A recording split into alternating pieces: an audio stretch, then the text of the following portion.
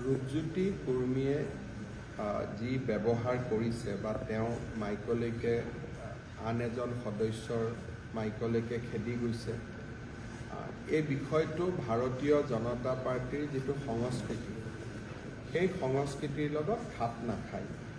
সেইকাৰণে ৰাতিপুৱা আমাৰ ৰাজ্যিক সভাপতিৰ লগত যোৱাকালিও মই আলোচনা কৰিছিলোঁ আৰু ৰাজ্যিক সভাপতিয়ে ইতিমধ্যে ৰূপজ্যোতি কুৰ্মীক অসমৰ ৰাইজৰ ওচৰত ক্ষমা খুজিবলৈ নিৰ্দেশ দি পত্ৰ এখন প্ৰেৰণ কৰিছে। এইটো হ'ল ৰূপজ্যোতি কুৰ্মীৰ বিষয়।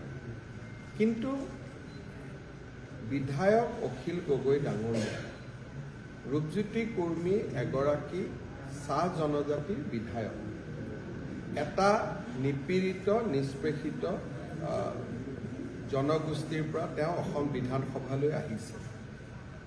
এজন বিধায়কে ভাষণ দি থাকোঁতে, মন্ত্ৰীয়ে ভাষণ দি থাকোঁতে বিধায়কসকলে কেতিয়াবা মাজত ৰখাব যত্ন কৰে।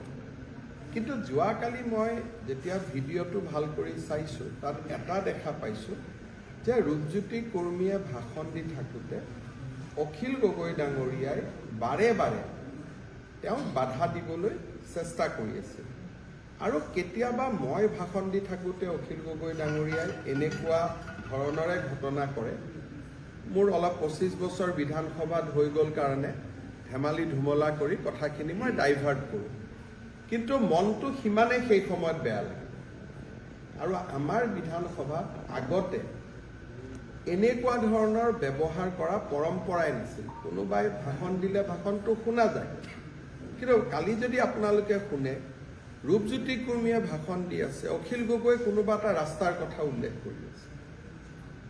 ৰাস্তাৰ কথাটো আপুনি PWD মন্ত্ৰীক কওক, ৰূপজ্যোতি কুৰ্মীকটো কৈ থাকিবলগীয়া কথা নাই। গতিকে ৰূপজ্যোতি কুৰ্মীৰ ব্যৱহাৰখিনিক লৈ আমি দুখিত। কিন্তু অখিল গগৈ ডাঙৰীয়া চাহ জনগোষ্ঠীৰ নিপীড়িত নিষ্পেষিত সমাজ এজনৰ যুৱকে ভাষণ দিবলৈ অলপ সময় সুযোগ পাইছে, তাতে তেওঁ বাধা দিবৰ কাৰণে চেষ্টা কৰাটো যথেষ্ট উচিত নাছিল। গতিকে কোনোবাই ৰূপজ্যোতি কুৰ্মীৰ ব্যৱহাৰৰ 2 মিনিটৰ ভিডিঅ'টো নাচাই যদি 5 মিনিট আগৰ পৰা 5 মিনিট পিছলৈকে চাই, মই ভাবোঁ ৰূপজ্যোতি কুৰ্মীৰ লগতে অখিল গগৈ ডাঙৰীয়াই ৰাইজৰ ওচৰত ক্ষমা খুজিবলগীয়া হ'ব।